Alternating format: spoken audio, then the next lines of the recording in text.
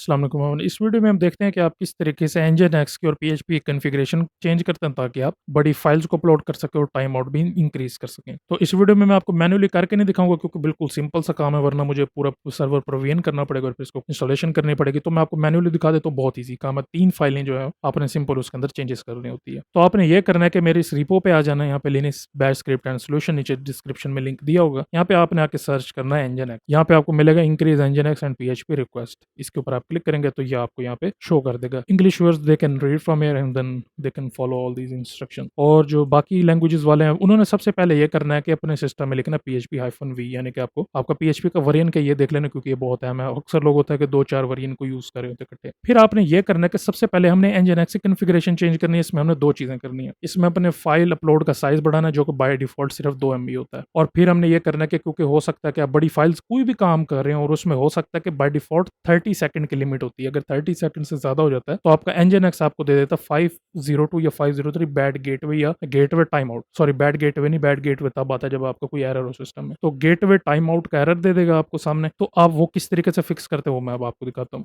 आपने ये करना है कि ये वाली फाइल एडिट करनी है और ये सिस्टम वाइज होगा, यानी कि पूरे सिस्टम में जितनी भी आपकी वेबसाइट्स होंगी ये सारों पे इफेक्ट करेगा। अगर आपने सिंपल एक के लिए चेंज करना तो आप सिंपल उसी वेबसाइट की उसी डोमेन की कॉन्फ़िग फाइल के अंदर जाके इसको चेंज कर सकते हैं। तो यहाँ पे आपने इस फाइल को एडिट करना है, एडिट करके इसके अंदर ये पेस्ट कर देना, किसके अंदर, HTTP ब्लॉक के अंदर। उसके अंदर पेस्ट करेंगे, पहले ये करेगा कि 120 MB यानी कि 120 MB की फाइल की लिमिट होगी, यानी कि हम बढ़ा देंगे कि 120 MB की फाइल को अपलोड कर सके। फिर इसके बाद सारे यहाँ पे आप देख रहे हैं 300S, यानी कि 5 मिनट तक रिक्वेस्ट चलेगी। 30 सेकंड से बढ़ के 5 मिनट हो जाएगी। आप चाहें तो और भी इसको एक्सटेंड कर सकते हैं अगर आपको ज्यादा कॉन्फ़िगरेशन में टाइम लगता है, रिक्वेस्ट के अंदर टाइम कॉन्फ़िगरेशन सॉरी रिक्वेस्ट में अगर आपको ज्यादा टाइम लगता है तो आप इसको और भी ज्यादा इंक्रीज कर सकते हैं। फिर इसके बाद आपने इस फाइल को सेव कर देना। अब आपने आना है नेक्स्ट फाइल के ऊपर। यहाँ पे आपने आके ना ये वाली फाइल एडिट करनी है। अब पहले मैंने आपको जैसे ऊपर बताया कि आपने पीएचपी का वर्जन चेक कर लेना कि कौन सा यूज हो रहा है, तो यहाँ पे आपने उसी लिहाज से पीएचपी का वर्जन को चेंज कर देना। तो आपने ये वाली फाइल यहाँ पे आके एडिट करनी है। एडिट करने के बाद आपने ना इसको सर्च करना है, request underscore terminate underscore time out. ये है 300 यानी कि 300 सेकंड्स। तो अगर आपने इसको ज्यादा इंक्रीज करना तो ज्यादा भी कर सकते हैं। ये वैसे कमेंटेड होगी तो आपने इसको अनकमेंट करना है, पहले अनकमेंट करके इसको 300 के ऊपर सेट कर देंगे तो ये आके 5 मिनट की ये भी रिक्वेस्ट चेंज हो जाएगी। फिर आपने इसको भी सेव कर देना है। अब आपने नेक्स्ट आके 2 फाइल्स को चेंज करना है। यहाँ पे पहले आपने PHP CLI को चेंज करना है। अच्छा, CLI जो है ना, ये आपका अगर लारावेल की आप ऐप यूज करें तो ऐप के अंदर मिसाल के तौर पर अगर आपने कोई बैकग्राउंड जॉब लगाई हुई है तो वो ये यूज करता है PHP CLI वर्जन को। तो इसीलिए हमने 2 जगह चेंज करना है, PHP CLI वर्जन को चेंज करना है और PHP FPM को चेंज करना है। यहाँ पे आप देख सकते हैं कि इसकी फाइल है। फिर आपने ये करना है कि पहले सबसे पहले CLI का चेंज करेंगे। यहाँ पे आपने अपने वर्जन को भी देख लेना, जो आपको PHP का वर्जन वो आपने यूज करना। फिर आपने 1 बाय 1 इनको सर्च करना है। Max file upload size 120 MB, जैसे हमने ऊपर एनजिन कॉन्फ़िगरेशन में चेंज किया था सेम आप यहाँ पर भी 120 MB अगर ज्यादा करना चाहे कर सकते हैं इसको। फिर आएगा मैक्स फाइल अपलोड, यानी कि कितनी फाइल्स आप एट अ टाइम एक रिक्वेस्ट को अपलोड कर सकते हैं। अगर आप चाहें तो इसको भी इंक्रीज कर सकते हैं। फिर इसके बाद नीचे पोस्ट मैक्स साइज, ये भी 120 MB, इसको भी चाहे इंक्रीज कर सकते हैं। फिर मैक्स एग्जीक्यूशन टाइम 300 है, यानी कि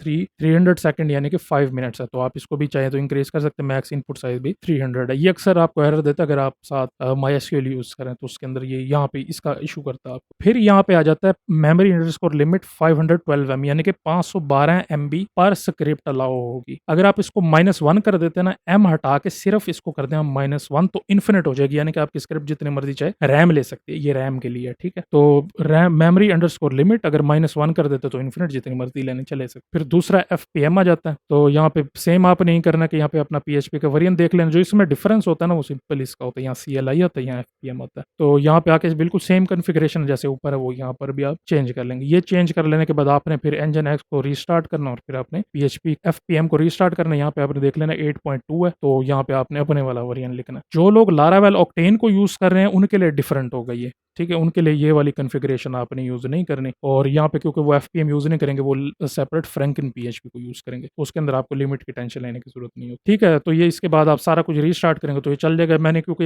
ये यूज किया हुआ हमारे अपने ऑफिस में भी, जितनी भी वेबसाइट हम डिप्लॉय करते हैं उसके अंदर सबसे पहले जाके ये कॉन्फ़िगरेशंस करते हैं। और मैं बिल्कुल यही सेम स्क्रिप्ट यूज करता हूँ। आप अगर इसको देखेंगे 6 मंथ्स ओल्ड है, यानी कि 6 महीने हो चुके हैं लिखे हुए, तो ये हर दफा सेम ही हम कॉन्फ़िगरेशन को यूज करते हैं, ठीक है जी। तो इस तरीके से आपने बढ़ाना है। अगर आपको इसकी गो थ्रू चाहिए तो मैं कोई वीडियो बना दूंगा, उसके अंदर कवर कर दूंगा इसको।